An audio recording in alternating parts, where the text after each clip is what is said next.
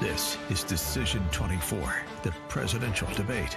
Live from our studios in Washington. Once again, here's Andrew Wilkow and Carl Jackson. All right, Decision 24. It's a big night. The first presidential debate between former President Donald Trump and sitting President Joe Biden. Carl Jackson and I are going to be co-anchoring for the next 90 minutes.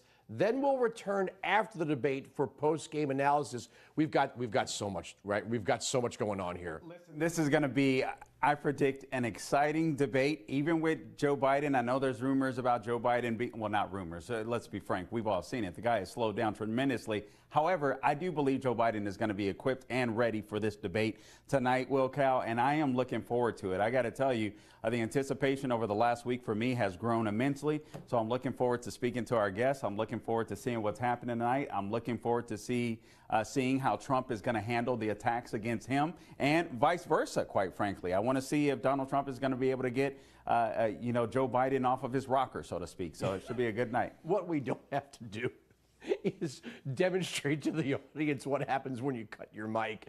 That little stunt pulled by CNN had all the warmth of the video they show you before you get the oxygen masks on an airplane. All right, so let's get right to it. We've got a pair of strategists. Corinne Clark is a Republican strategist and founder of FreePressFail.com, and Theron Bond, who's on my program pretty regularly, Democrat strategist and former city council candidate in the city of Memphis. Ladies, thanks so much for joining us tonight. Thanks for having me. All right, Thank you for having Theron, I know you think this is unfriendly territory. It's totally not. I want your take. What do you expect to see tonight? You know, I love a good battle, and this is what we're going to see tonight. I think we're actually going to see a good battle. It's going to be each side trying to go jab for jab and really, truly see who can, as Carl said, knock them off their rocker first. They're both in age, so that's relatively easily done. But tonight is going to help some undecided voters make a determination about who they will cast a ballot for in November. What's going to be said, we don't know. We haven't heard a lot about former President Donald Trump's prep. We've seen somewhat of what President Joe Biden's prep team looks like. I'm not pleased with either side's prep, but America will see, and we'll hear all about it all over the blogs and shows like this later on. It'll be interesting to watch. You know, Theron, that's fascinating to me. You said you're not impressed by either one side's prep. I'm really shocked to hear that when it comes to Joe Biden, because he's been held up in Camp Pendleton for about a week. So why do you say that about Joe Biden specifically? So when I look at somebody's campaign team or prep team or anything of the sorts, I look at the overall dynamic. I look at diversity. I look at the levels of leadership, their experience. And the one thing that was so easily noticed about President Joe Biden's debate prep team was that there were 0 black women. 0, not one that was older, not one that was younger. There were 0.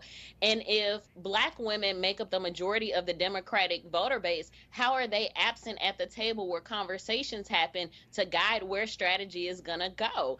It left me a little lost and confused, and I think there are a lot of other folks who agree that they are lost and confused.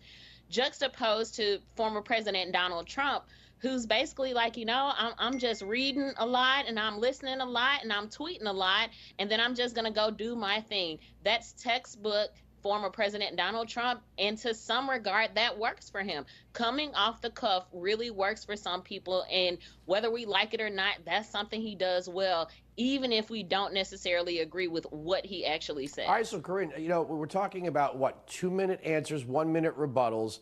From what I'm reading is that Trump is having policy-focused meetings with the likes of Senator Mike Lee and Rand Paul, really to make sure that he's got his chops when those tough questions come. The sparring with a stand-in might not be necessary with such short time. Yeah, it doesn't seem like they're going to allow that with the debate rules that they put in place. They're trying to discourage as much interaction between these two as they possibly could, if you ask me. I think we saw that with the mic demonstration, and we'll see that in play. If we don't see the moderators stopping, we're going to see the mics cut. I don't think they're going to be sparring back and forth. But I do think Trump is prepared for this. It's funny, I don't even know what Trump's prep team really looks like, because we know that the person out there making the decisions is going to be Trump. It's going to be what he wants to say and what he wants to do. That's what makes him such a great debater. And we got to see that a lot in 2016. In 2020, not so much, when he just had one debate against, just a few debates against Biden. This, I think, though, is not going to be so much about Trump's performance. It's going to be a lot more to do with Biden's performance. And this is the only debate that we have before the convention for the Democrats. And I think if Biden fails to perform here, we're going to see a lot of people in his own party calling for his dismissal. So he has a lot more to lose than Trump, though I am expecting a great performance from Trump. Corinne, if I could follow up with you, a couple of things that I'd like to ask you. For one, when it comes to Donald Trump, or actually reiterate here, when it comes to Donald Trump or even Joe Biden, one would expect. Listen, Trump has been president. Joe Biden has allegedly been president, and so both of these guys should have enough experience, given the issues, to know what they want to talk about. I'm not exactly sure what I'm trying to say, how much prep is exactly needed. So given the prep that they have had, who do you think has the upper hand?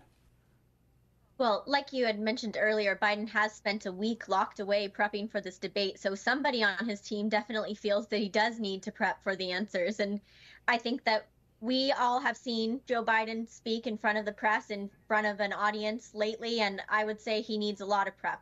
So it's probably well advised that he was buckling down and getting that in. He is going to need it. Trump is really great at debate. I will say, I think out of all of the debate opponents that Trump has ever had, Biden might be the most difficult one. And it's not because he's a genius. We know that's not the case.